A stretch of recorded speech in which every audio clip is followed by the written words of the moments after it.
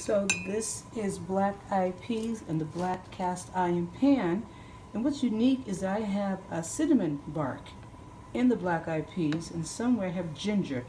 So the ginger is going to, as I say, keep the gas out.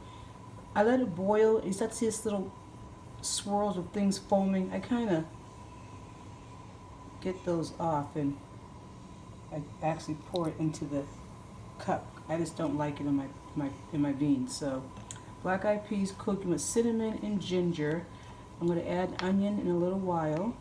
I'm going to add, it's going to be like a sweet soup, probably a little bit of honey, and tomato paste and carrots, and some garlic and some thyme, and a little fresh carrot tops as well. So this is an easy meal, and I will come back and check later with these. And don't forget, you all, these are from Africa, so these are good food. If you are African descent, you should be eating black eyed peas. This is your traditional food. It meets the needs of your DNA.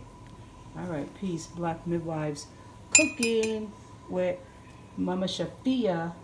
Peace out. Or peace in. Peace within.